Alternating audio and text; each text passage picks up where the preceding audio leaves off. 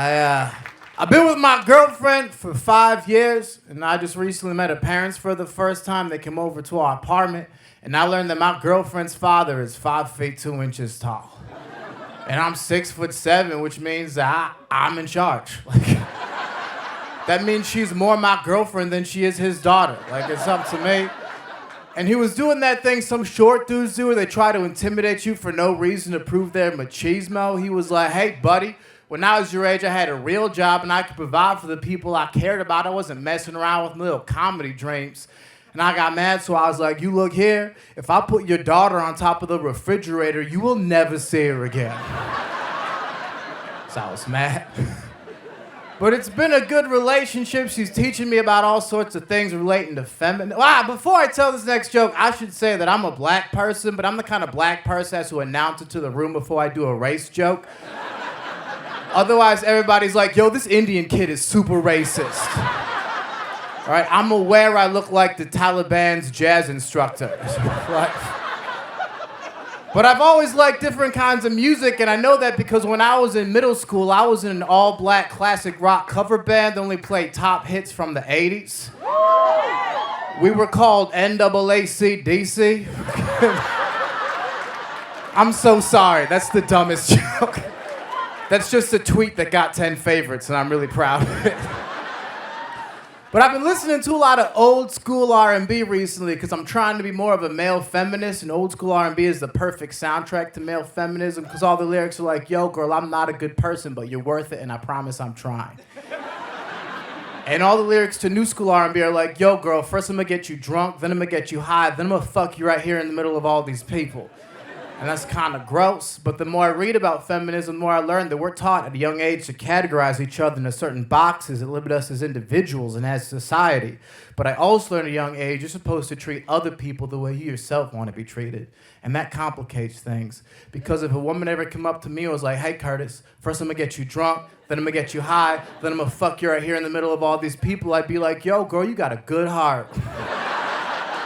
But it never happens. But she's been teaching me about them, and I've been going through so many life changes with my girlfriend. We moved to Los Angeles recently. I've been telling people it's because I'm ready to get serious about my comedy career, but really it's because she got into grad school, and I can't pay rent without her. And in order for us to live together on campus, we had to register as a legal couple by getting a joint checking account. So we're at the bank filling out the documents, and it was a weird experience for me because I was super depressed as a teenager, and I tried to check out early a couple times.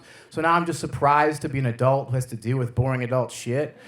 So we're sitting there in the bank filling out the paperwork, and the bank teller turns to us and says, hey, this is a very adult, responsible decision for 2 kids your age to be making. And without really thinking, I was like, yo, man, I did not even expect to still be alive at this point. And without missing a beat, he says, well, when you bank with us, we expect the unexpected. And then I gave him all of my money, which was $35. And money's rough right now because my girlfriend's going to grad school for visual and conceptual art, so we're going to be broke forever. We're never...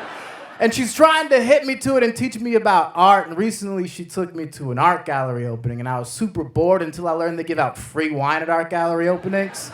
And they don't pay anyone to double check to make sure you're actually looking at the art. So I just got hammered. And then because I was drunk, I had to go to the bathroom. And as soon as I walked in there, I walked in on 3 art students doing cocaine. And this is a fun joke you can tell if you're ever at an art museum or art gallery restroom and you walk in on people doing drugs, just point to the urinal and be like, what is this, Duchamp? And then they'll laugh and give you some of their coke. It's great. So I do a key bump and I walk over to the urinal. And I realized the whole bathroom is set up to be this living, breathing, participatory art exhibit where you can write on the walls and capture the zeitgeist of whatever the fuck. And at the top, near the ceiling by the urinal, someone's written a short paragraph, and it says, look, I know that this is privileged, I know this may not be particularly unique, and I know that our country's going through a lot right now. But one of the hardest parts of my life recently has been coming to terms with the fact that Bill Cosby, my childhood hero, is a rapist. And then right underneath that, as if to make that person feel better, someone wrote the words, in spite of everything, I still believe that there is good in people. Quoth Anne Frank. So I took the marker and wrote, kids say the darndest things. All right, hey, I'm Curtis Cook. Thank you guys very much.